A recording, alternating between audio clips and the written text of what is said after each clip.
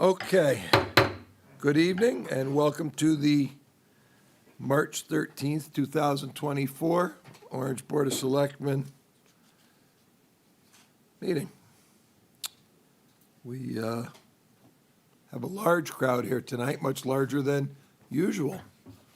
We have a large troop of scouts and supportive family members and library and other committee members and town clerk and town engineer and sheesh, you think the agenda's kind of light, so I got to figure out why everybody's here.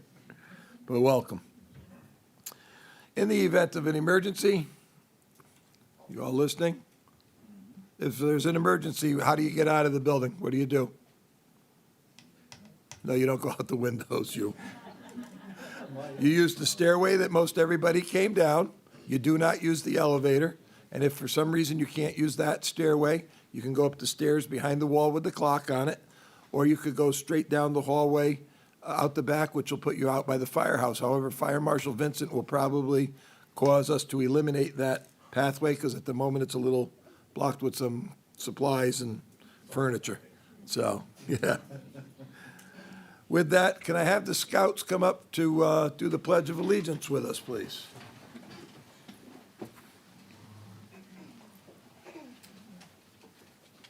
It's your lead.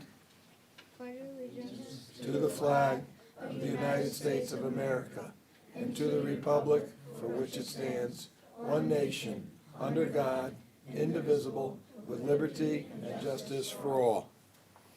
Okay, stay there. Okay.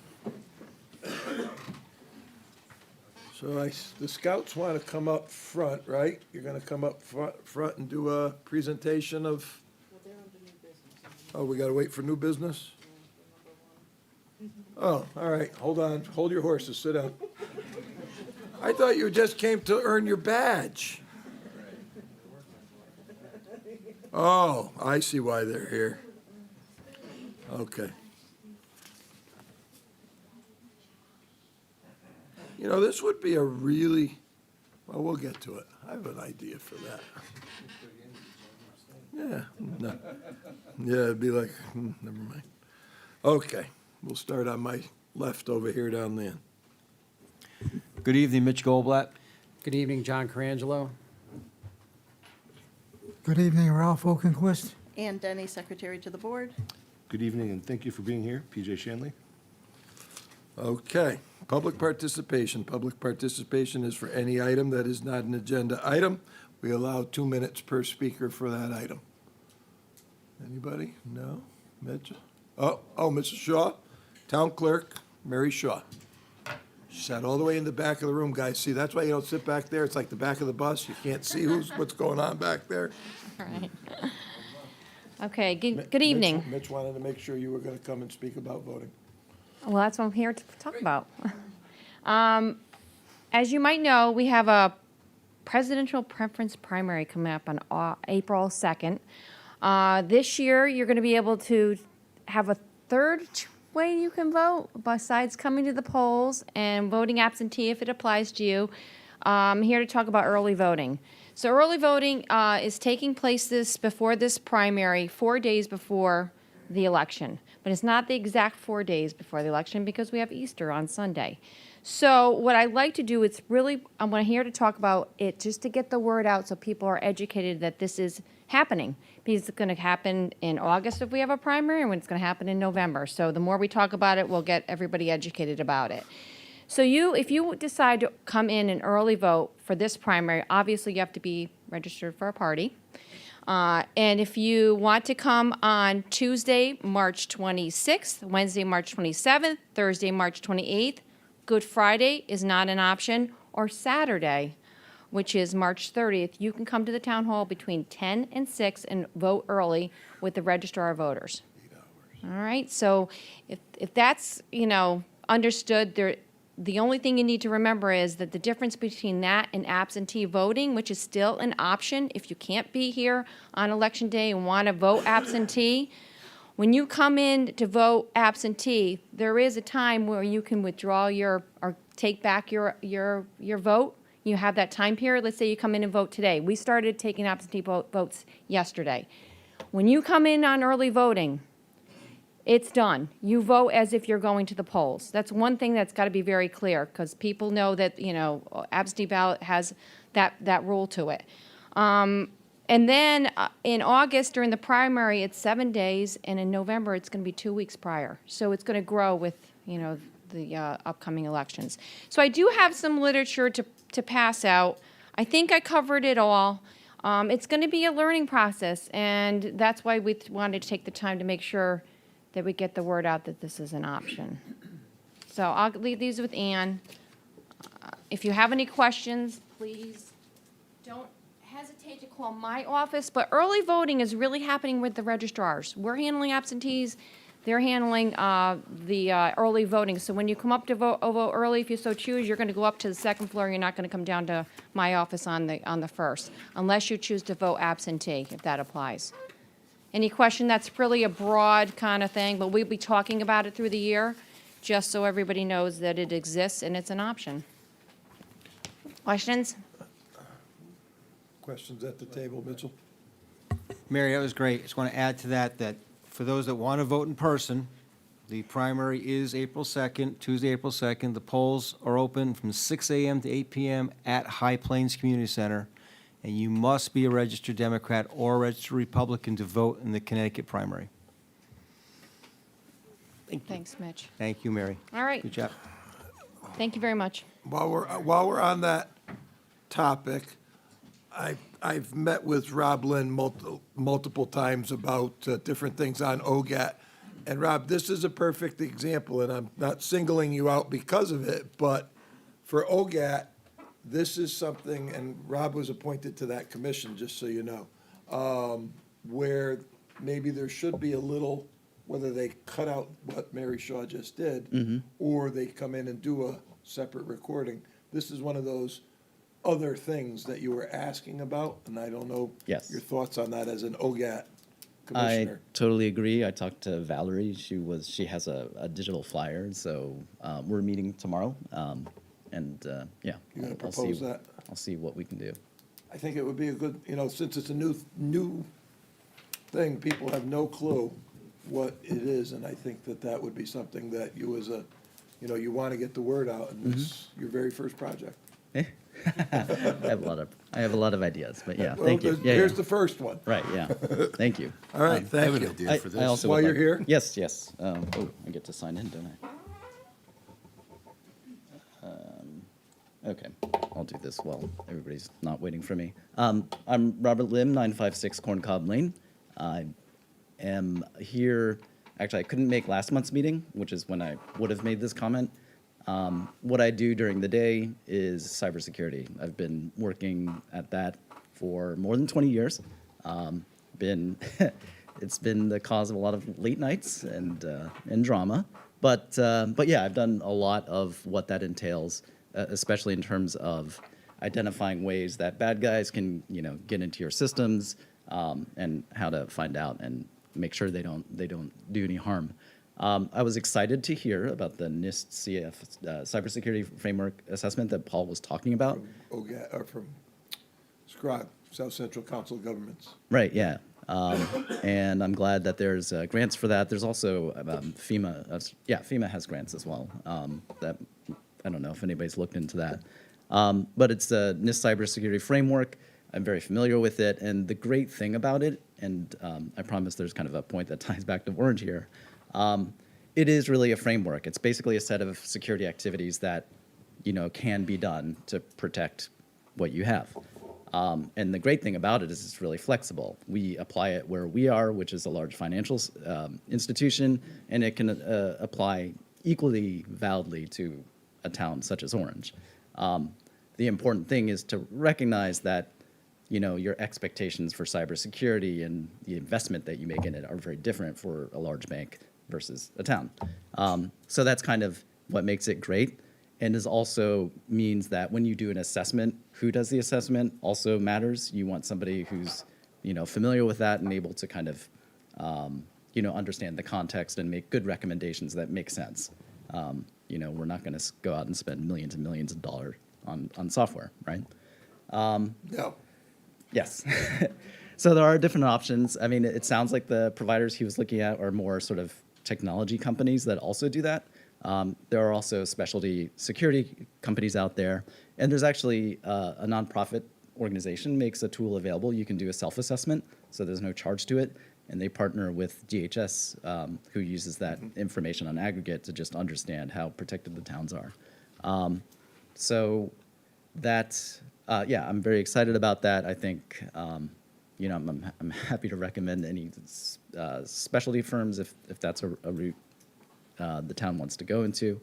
And I also want to emphasize that it is many things, but what it's not is a review of the actual network and like the system design and everything. That's kind of separately.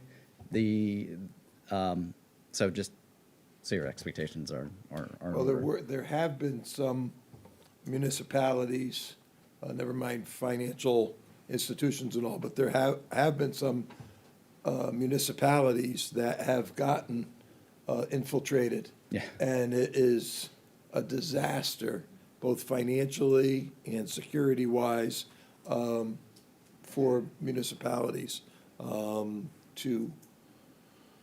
They get held for ransom. Sometimes they're solved, and sometimes municipalities have had to pay a lot of money. So, yeah. So, thank you. Yes. One last thing, what I recommend every organization do is basically simulate an attack. You bring somebody in who knows security, and it's kind of like a tabletop, like almost like role playing. It's like, what if this happened? And you really get a sense of like your ability to respond and where you might want to think things through in advance. I know the Amity schools did this kind of exercise, so also happy to help facilitate that. We've actually done it through Demis also, has had some of these tabletops. So it is a very interesting program. Yes. Yeah, very interesting. Anyway, thank All you. right, thank you. Okay. Buddy? No? Mitch? John? Go ahead, you start. So, we thought that April 27th was going to have everything, but it doesn't quite. So let's back up a bit. The Regional Water Authority, after assuring us we had April 27th for haz waste disposal, they had a change in personnel and did not secure Clean Harbors before Clean Harbors found someplace else to go on April 27th. Therefore, April 13th, Saturday, April 13th, we will have a haz waste disposal at High Plains Community Center. It'll be behind the community center down by the lower Rotary Pavilion, as it has the last two years. And people can bring residential hazardous waste that day from 9 a.m. till noon at High Plains. Then, April 27th, we're going to have a mega event for recycling and shredding. We'll have our traditional shredding. People can bring documents of all types that need to be shredded. There's no charge for this, although a donation is asked for by the Rotary Club for their scholarship fund, since the Rotary Club does sponsor this event and make it available to everyone through the Orange Recycling Committee, which has put together this entire event. In addition, for the first time, we're going to be collecting electronic devices. If people have electronic devices, whether they're phones, tablets, PCs, laptops, there will be a charge for those. Anywhere from $5 to $20 per item, because there is a distinct cost in having that done, and it's hard to make that free without knowing how much would be brought in. But people can bring electronics, and those will be disposed of also properly, so that nothing is taken away from you of your personal information. We'll also be collecting the mattresses. People can bring mattresses to High Plains in the front. The Bye-Bye Mattress with the Mattress Recycling Council will be there with a big truck to take mattresses away. If you want someone to pick up your mattresses, the Lions Club will do it for a small fee. You can call Ken or Mary Ann at 203-795-3906. That's 203-795-3906 to arrange a pickup. They'll pick up your mattresses. I think it's $15 a mattress or box spring for that. Under the pavilion, the Orange Community Women will be collecting from 9 o'clock until 11:45, not quite till 12.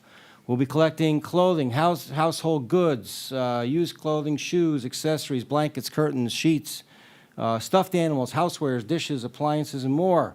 Toys, games, CDs, DVDs. They will be sold to the local thrift shop, and money will go to Women's Orange Community Women for that. Buy Nothing Orange. Some of you are familiar with that from Facebook. They will also be under the pavilion. They will have like what basically is a swap meet. People can bring things they want to give away and take things away that they like. So you can come there. They will also be collecting food for the Orange Food Bank and for Orange Food to Kids as well. Finally, it is also National Drug Take-Back Day. So we'll have members of the Orange Police Department and the Bethany Orange Woodbridge Drug and Alcohol Action Committee will be in front of High Plains to take back prescription drugs, other unused or expired medications for proper disposal there as well. So, all at High Plains, all on April 27th, with the exception of the Has Waste, which will be done on April 13th. Thank you for your indulgence. I hope to see everybody there. You get so excited over that recycling day. Great. Anybody else, PJ, John, Ralph, anything? Okay. We have just a couple things here. We don't have the town meeting on here yet? Okay, as long as there's enough time. Okay, all right. First off, we had two very good long-term volunteers of the town. Well, one was an elected official, was Judge Robert Carangelo, was our probate judge, was John's father, was our probate judge here for many, many years, did an outstanding job, and unfortunately, his time had come. And Rosemarie Celentano, who moved here, and once she moved here, they got very involved in the town, and Rosemarie, for years, was involved in the town until it was her time. So we extend our sympathies to both of these families for their loss.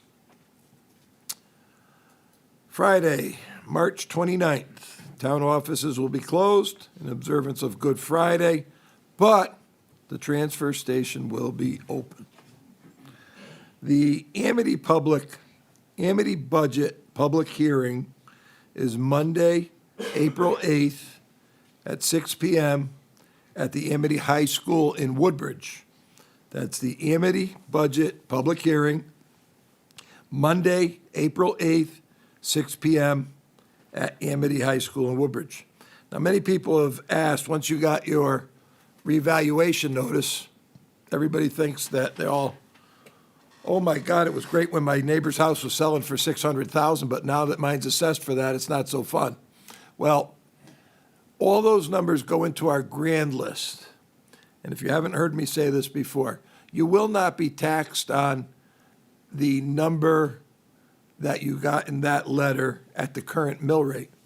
There will be a reduction in the mill rate once the budget is completed, which has not happened yet. The Board of Finance is working on that diligently.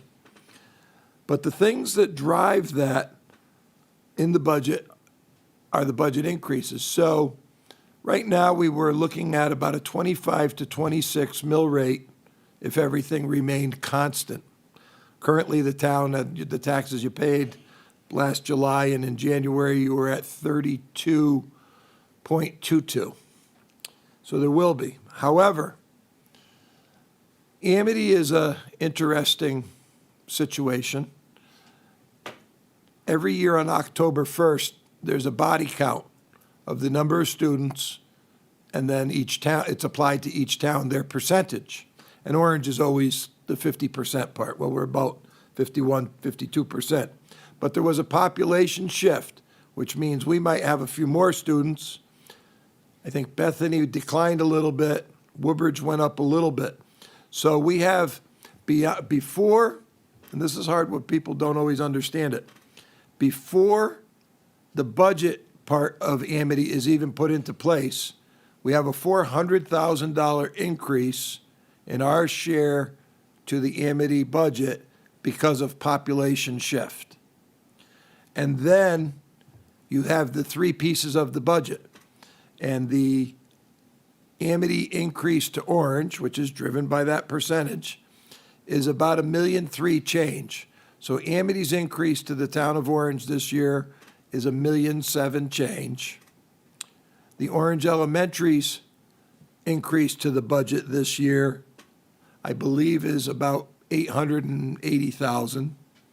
And the Town of Orange's increase, and ours is driven by, we carry the benefits and a lot of things for that cover all departments of the town, is about 2.4 million. Now, the Board of Finance is working on reducing that, but those are the three prongs of the town budget. The Board of Finance meets down here, I think the first and third Monday they've been meeting, 7 o'clock. So you're always welcome where it's on OGAT if you want to understand that a little bit more. But, so at this moment, that next month, Ann tells me, I will announce the hearing and referendum for the town budget. We also are working on one more piece of recycling, but we were supposed to have paperwork for it for tonight, but it didn't come in time, so we will leave that for another day. That's it. So with that said, we're going to review the minutes to consider and act upon the minutes of the February 14th regular meeting of the Board of Selectmen. Are there any errors, omissions, or corrections? If so, state paragraph and page. If not, is there a motion to approve? Motion to approve the minutes of February 14th as presented.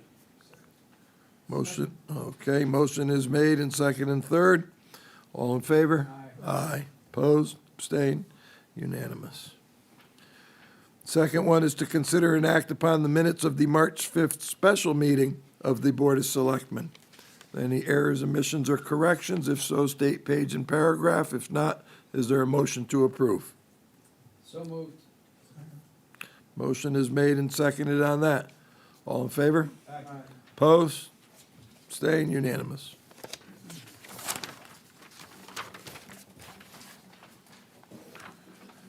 Okay, here's the part you were waiting for. To consider and act on the request from the Cub Scout Pack 922 to waive the customary rental fee for High Plains Community Center for the Pinewood Derby event, which will be held on Friday, April 26th. And where's your uniform? Wasn't in the budget. Ours either. But go ahead. Okay, good evening, board members, and thank you for allowing our local Cub Scouts to speak tonight. I will now turn the floor over to the Arrow of Light Scouts of Orange Pack 922. He actually does have the uniform, if you people all notice. Good evening. We are here tonight to request the rental fee for the High Plains Community Center gym for our Pinewood Derby race on April 26th to be waived. Okay, come around. As a nonprofit organization, Hold on, I'm sorry, I'm gonna mess you up. I didn't ask him to do it, but I'm gonna ask you, each of you, as you come up, state your name, so people know who you are. my name is Lucas. As a nonprofit organization, we rely on volunteers, fundraising, and yearly dues to build a budget. My name is Drew. Every cent that we save helps stretch our hard-earned funds and allows them to be spent on activities and programs that focus on team building skills, self-promotion, environmental awareness, self-confidence, good ethics, leadership skills, and good citizenship skills. Excellent. My name is Jace. We are an organization that continues to give back to our great town and the people of Orange. We provide volunteer services such as the Scouting for Food drive for those in need around the holidays. We walk the grounds of High Plains Community Center to pick up trash and debris to help keep our community clean. We prepare care packages for the Beth L. Center. We participate in flag raising ceremonies. We march in the town parades and much, much more. My name's Nathan. We hold fundraisers such as wreath, popcorn, and pie sales. We also hold a car wash to raise funds, but unfortunately both dates were canceled this year due to bad weather. However, that did not stop the fundraising process, as our leaders came up with a bottle and can recycling project that would help raise money for the pack and help keep our environment clean. My name is Sebastian. We thank you for taking the time to hear us tonight. Any little bit will help keep our budget funding the activities that help us scouts become positive members of our community. Okay. I got nothing to say. Well, I tell you what, you're gonna learn to improvise. You come up and tell your name and you say something that you like about the Scouts or the Pinewood Derby. Come on, come on, come on, you can do it. Just, come on, you can do it. I'm Frank. And why are you a Scout, Frank? Well, because my dad was a scout, and then I wanted to, because I wanted to be after him. Okay, and that's excellent. That's a perfect reason right there. Excellent. Okay.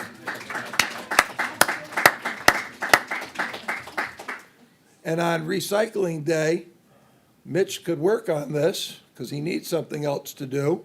They could have a bottle and can drop for you guys to collect bottles and cans. Then you take it down to the post road. There's a place right under the is it under the gas station? No, it's next door. It's under Ronay, place there, and you go down around back, and all you have to do is you go in the back door, and you dump your bags full of bottles and cans on the conveyor, and they sort them out, and they pay you cash right then and there.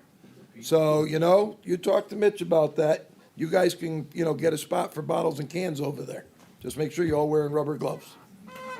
How's Jim, that? We might have one better, Jim, with the NIP money that we got from the state for You don't the- drink, though. I know, but the money, we got the money. Don Foyer has purchased separate recycling canisters for the major events at High Plains, including the fireworks, and those will just end up either just going to whoever takes them, or will go just for regular recycling, but there'll probably be a lot of redeemables in those bags. We've actually got something in the works with our Scoutmaster with that. Fantastic. I can bring that to your attention. Let's talk about it, Keith, offline then. Let's see what we can do.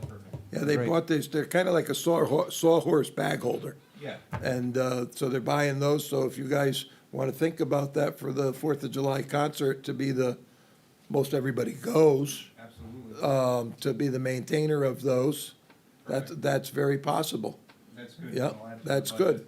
And you, We were gonna try for the fair too. I was gonna go to the fair committee meeting and propose that for the fair as well, so. yeah, we're gonna use them too. I can guarantee you that. So, good, excellent, excellent, very good. All right, guys, thank you.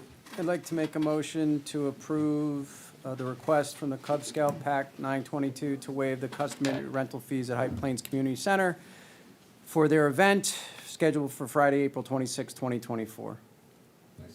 Okay, I was gonna just ask a question. How much of the building do you need to, just a gym? Oh, okay. Yeah, well, yeah. Okay, I didn't know if you needed rooms for other things that went along with it or not, so. All right, so motion's made and seconded. Any other discussion? Seeing none, all those in favor? Opposed? Abstain? It's unanimous. Thank you, board. Okay, now, we don't have too many things, so if you stay for a little bit more, even though I know for you guys, did you all do your homework? Yes. Homework's all done? I didn't have any. Somehow I knew you would be the one. All right, well, if you stay for a few more minutes, it will probably qualify if they haven't got their public participation badge yet for attending a town meeting. So you're going to earn a badge for coming here tonight. How's that? That's a good thing. Go easy now. Okay, item number 2 is to consider and act on the request to approve the bid for the cooling tower replacement at Case Memorial Library. It's on the back of your proposal here. Bob, you coming up for that? The cooling tower is the large structure that's out near Tyler City Road. And it is in very poor condition. It's been in very poor condition for a while, but it's at the point where it has to be replaced at this point.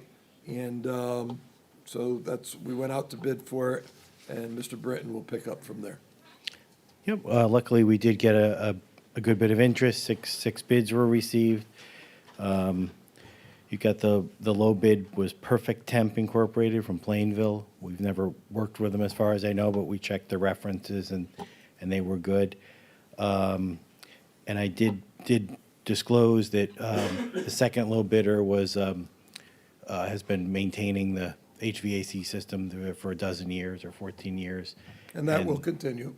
Yeah, they're just disclosing if you wanted to consider going with them, but I have no reason not to go with the low bidder. I have an additional piece of information. The finance director and treasurer are recommending that we use unexpended bond funds from 2004, 2014, and 2017 bond issue to fund this project. Yeah, there were some fractions left. Yep, So I they're was gonna- surprised there was some in 2004. There's 29,000 in that bond issue, and and they're proposing that they kind of close them out, oldest first. And then my understanding is that requires approval of the Board of Selectmen as well. So Bob, is that a second vote we need to take, or is it all taken all at once? No, it's all All at once? that- However you wanna do it. That the money would be expended from From unexpended funds from from bond- 3 previous bonds. bonds? Yeah. Bob, can I ask you a question, please? Certainly. On this number 2, you indicate that there may be potential work needed to the existing tower while this pump is being ordered, correct? Yeah, during the bidding process, the lead times we were told had grown, and last I heard, they were 4 months. So we may be in the middle of the summer at best. So we're probably gonna have to try to repair the leaks in the bottom of the tower. If I may, who services it right The now? Number 2 bidder services it. Okay. And have you been happy with their services to Yes. date? Yeah, they've won bids repeatedly, and we've been happy with their service, yeah. Okay. Oh, yeah, it's not, I spoke with that bidder as well. Yeah. So, no, there's no change on that part at all. It's just the installation of, and the piping of the project. Yeah, if this were a smaller item, we would have just had them do it, but given the dollar amount, we had to Yeah. go out to bid. So, okay.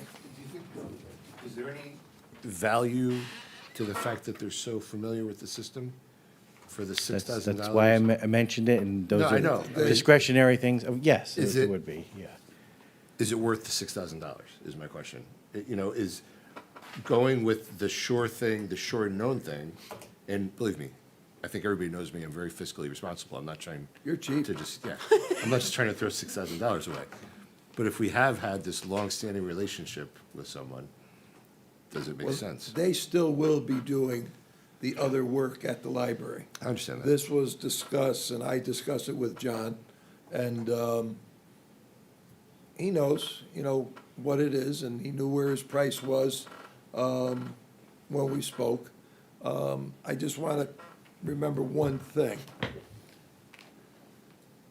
If you start knocking out bidders because you want to stick with the sure thing, and they're friends of mine too, then you start to lose bidders. So you always have to keep that in mind. We went through that years ago, where we would always award to the same. And we got to a point where we couldn't get bids for some of our repair and maintenance work. And, a perfect example was the steam cap that we did at High Plains. And the company that bid was from Colebrook, I think, or Barkhamsted, way up in the Litchfield County. We never heard of them, but they came back with great references. They did it for half the job of the people that we normally use, and even the person that we normally use complimented the work that they did in doing it. So it's keeps the market open and keeps the bids competitive that way, quite honestly, is how I feel. And you all know that they're friends of mine as well. Yep. So, not the first bidder, the second bidder, so. To answer your question, so all of those factors are in play. And that's why up to you. it wasn't my place to say, let's No, I go understand with that. the other one. It's, yes, there is a value to it, but as Jim said, if it becomes known, you only award to who's gonna bid from out of town, right? Right. So So, that's why I'm leaving it to you guys. Well, we've also in the past recognized people who are also taxpayers in this town and are contributing to our community.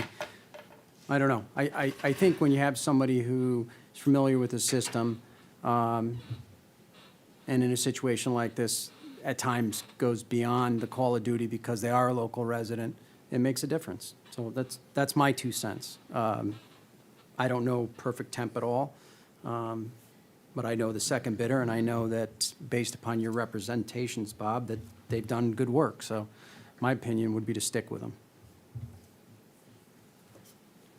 okay, Mitch? Yeah, as unusual as it may sound, I agree with Jim. Put that on a mailer. Yep. Yeah. You know, listen, it's already been said that environmental engineering will stay as the maintenance people for this. You went out for bids, we got bids, it's the lowest bid. Bob did his due diligence on them, found nothing wrong with them. I agree if it takes away the integrity of the bidding process if we don't have a good reason for knocking out a low bidder.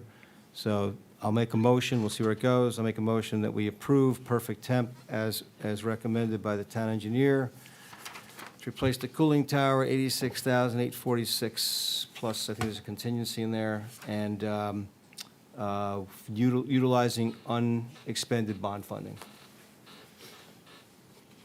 Okay, motion's made. I can't second, so don't all look at me. I'm not going to second it. Okay, Do you want to say anything? I'll second it. okay. All right, for right of discussion and a possible vote, it has been made and seconded. Any other discussion on it?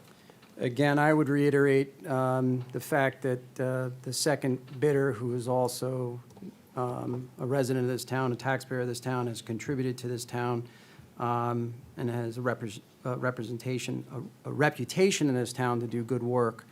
And that's words from our engineer here. So, I would support environmental engineering over Perfect Temp. And I second that. Okay. Yes, Ralph?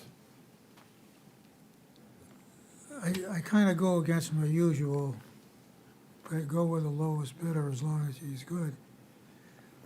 But in this case, I have a little more than that because I think that the number 2 bidder has done a great job on the projects he's had with the town of Orange. And that's why I seconded the motion. Also, he's local, whereas the number 1 bidder is, 50 miles away? Something like that, yeah. 60 miles away. On emergencies, I would rather have a local bidder winner than someone that far away. Well, actually, just to clarify that, the local bidder is still going to be doing the maintenance work. You will. They're still doing the maintenance work, but as far as the install and all, is all we're talking about here. Yeah, purchasing and installing. So that's my reasons for going with it. Okay, all right. So just to be clear and being respectful to Ralph, you had seconded Mitch Goldblatt's, Right. and he was seeking to do the lowest bidder, which was Right. Perfect Temp. And I believe you just said you were Oh, looking Right. at the second. So he made the second to to Have move discussion? move it to a discussion Fine. and to a bid. Okay.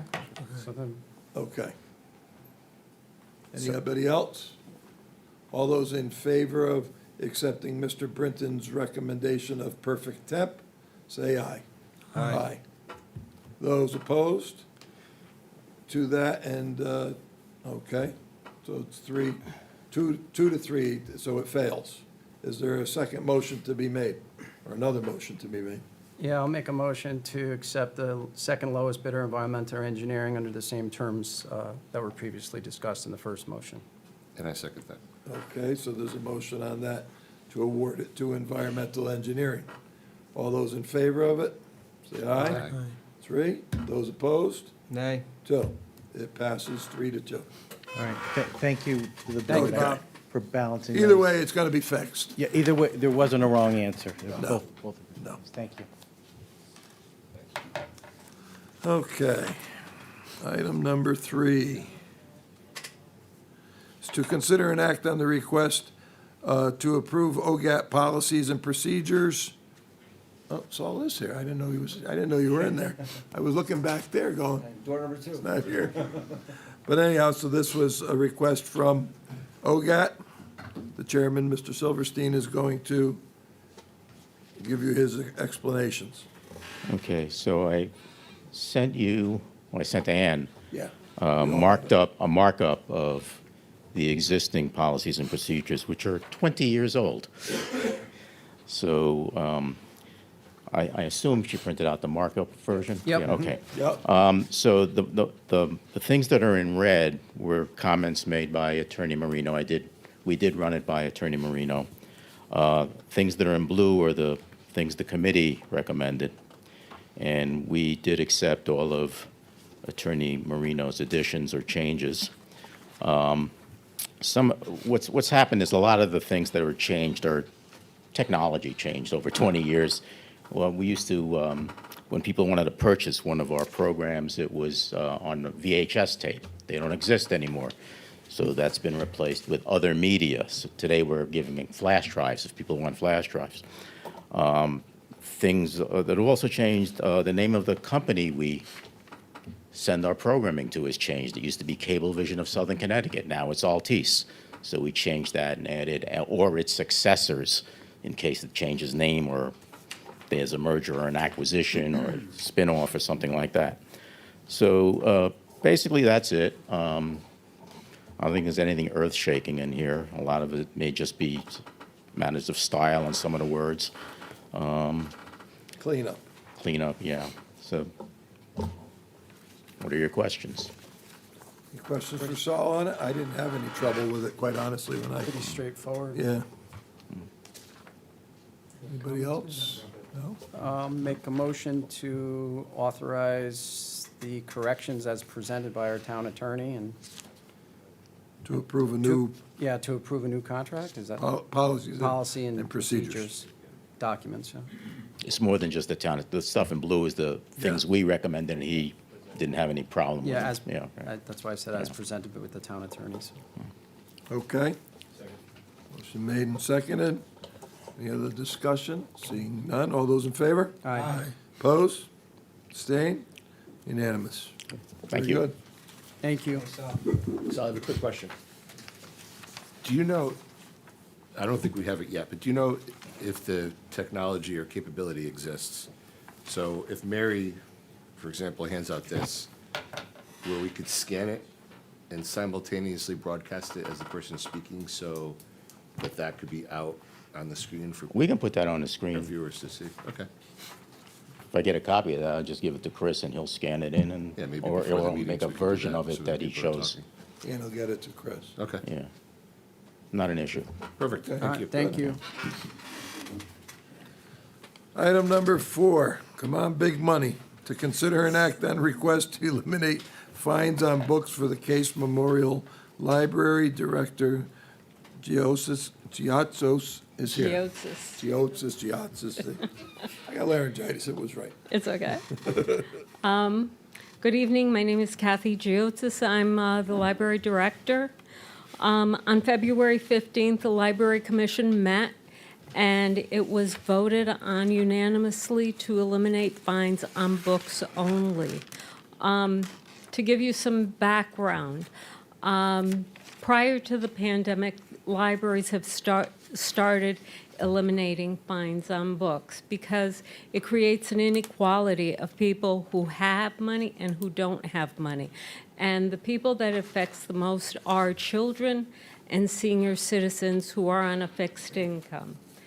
So after the pandemic, out of the 165 libraries in Connecticut, there are only 30 libraries in Connecticut that now charge book fines, and we're one of them.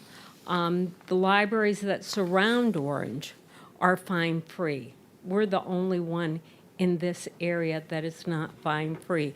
In our consortium, there are 38 libraries. There are only 3 libraries in that consortium that have fines, and we're one of the 3. I would like to eliminate fines to create some type of equity among people who have the money and who don't have the money. And just so all of you know, we have very, very generous patrons at the library. Sometimes even if they don't have fines and they renew the book twice, they'll give a donation to the library, as well as, you know, just giving a donation to the library. So either way, we get some type of money back. Just to give you a look at how much our fines have gone down, because a lot of libraries have eliminated fines. Prior to the pandemic, we were collecting around $8,000 a year. Now we're only collecting $2,000 a year. And please keep in mind, we won't be charging for books, but we will continue charging for DVDs, museum passes, and those type of things. And everyone's going to have to pay for the book if they lose the book. So that's not going to go away. We're just eliminating fines. If I may, just to clarify, so I take out a book and I never return it. There's still going to be a charge for me for the lost book? Yes. Okay. So this is just the daily charge that you've been implementing to date? Right, exactly. And don't forget, if we put a block on someone's card because they have large overdue fines, then summertime reading, if a child has a block on their record and they can't pay the fine, they can't check out books. Gotcha. So that affects the child. Same thing for seniors. Seniors, as a senior, you may not have the transportation to bring the book back on time. You may also forget to bring the book back on time. You know, you're penalizing them for something that they can't help. Same for children. They can't control, you know, if their parents bring back the book on time or not. So after saying all that, I would like final approval from the first selectman to eliminate fines only on books. Well, it comes from the whole group, not just. Yeah, yeah. How much money are we talking for, let's say, over the year? Over the year, I would say half of the 2,000. So it'll be $1,000 that the town won't get back. So it won't offset the $100,000 cooling tower No, we just no, voted for? absolutely not. Okay. Absolutely not. Okay. I don't think anybody here has trouble with that. I mean, Mitch still has books that he has to return, but, you know, He's so excited right now. All the books are my wife's name, so it's the danger of being in a book club. Ask her. Well done. all right, is there a motion? I have one other thing, but we'll do this first. Is there a motion to approve this request? So moved. Motion's been made and second and third. All in favor? Aye. Opposed? Abstained, unanimous. So guys, if you're late with your books, doesn't matter, but if you keep that book, you're paying for it. But this was very interesting. I already knew it, but it's on Facebook, on that You Know You're from Orange page. And a person asked, "Hey all, history question. My wife is working on a grad school project, and the assignment states to discover how your town's library was established and how it's evolved since inception. Any knowledge you can share would be great." And obviously, she's doing more than necessary research, but figured I'd try to help.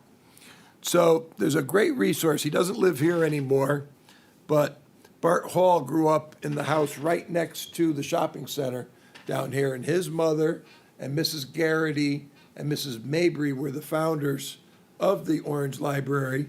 And believe it or not, it was in one of the storefronts in Firelight Shopping Center that Fire Marshal Vincent made them tear down so they could build those new apartments. And so, but it's very, very interesting. I don't know if you had seen that. Did you see that? I didn't see that, but I request? heard the history of it. But it was, you can take my phone back there, you and Libby and all, and Alexandra might be interested in that. Just tap it if it goes out. If you can't figure it out, Rob will turn it back on for you. But it's long, but it's very, very interesting. So you guys might enjoy glancing that history while you're there. So you're approved. No more fines. Okay, great. April 1st, we go fine-free then. Okay. Thank you. Effective April 1st. So moved.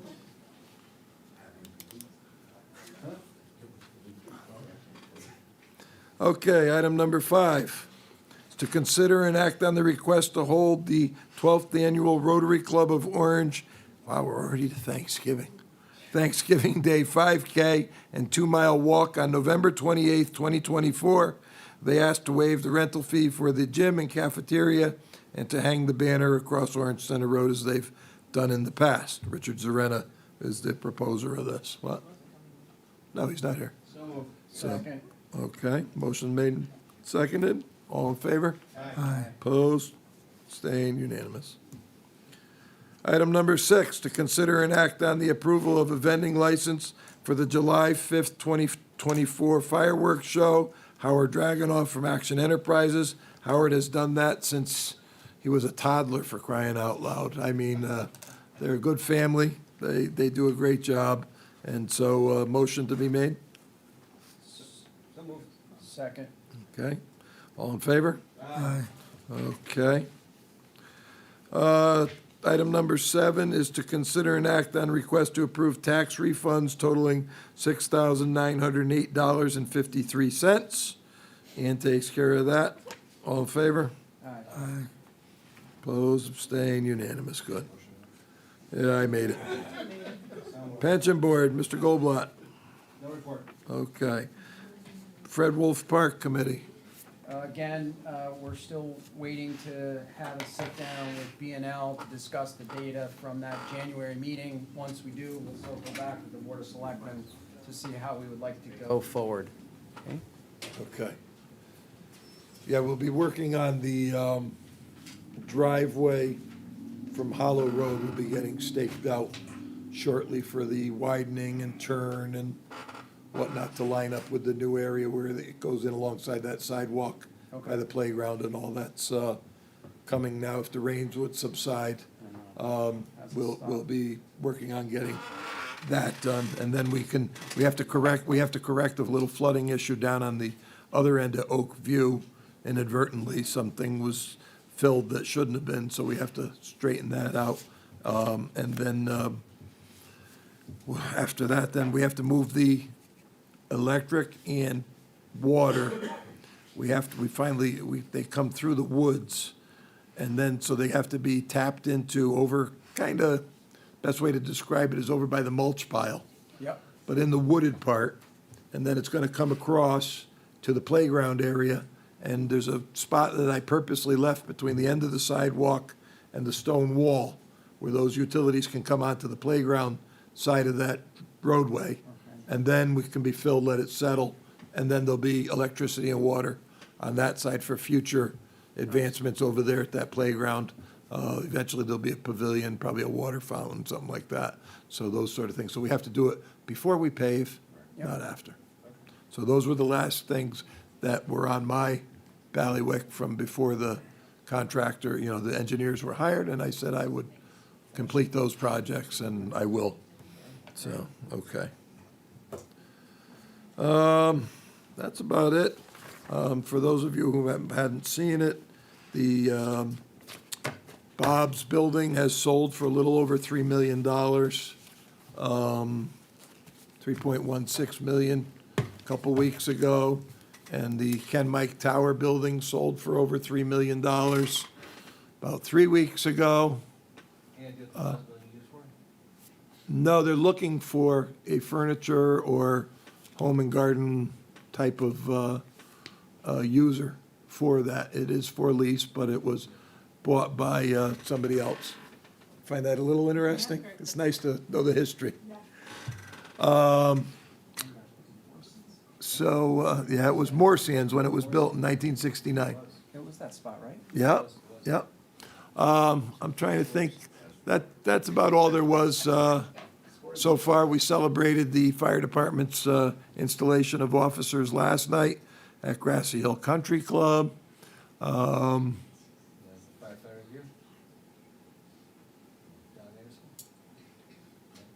Yeah, Dag, congratulations. He was the firefighter of the year this year, and he and Chief Von Dumas have known each other since elementary school, so I extend my sympathy.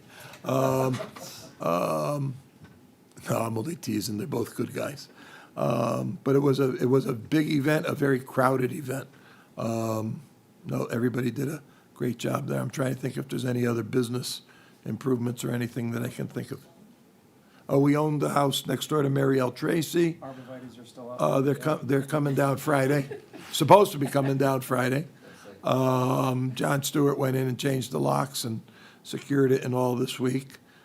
Took care of that, and we're going to clean out on the right side of the driveway where that dilapidated shed and all is, and some brush, and clean that up. And the septic is there, so we have to talk to, we'll probably talk to one of the local septic professionals, because we've got to fill over that. We're going to have to terrace it down with retaining block and then put parking there so that the paras and teachers that are parking across the street at the Congregational Church will no longer be crossing Orange Center Road. That bothered me greatly, and we looked at other, possibilities of expanding parking over there and weren't able to, so this will solve that problem. That was a safety problem that's bothered me for at least 3 years, maybe 4 years now, so we finally were able to put a deal together and got that done.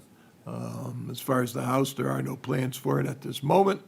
We have our thoughts, which this board discussed, which the town will move forward with to see if we can bring to fruition next. With all that said, is there a motion to adjourn? So moved. Motion to adjourn at 8:01. Thank you.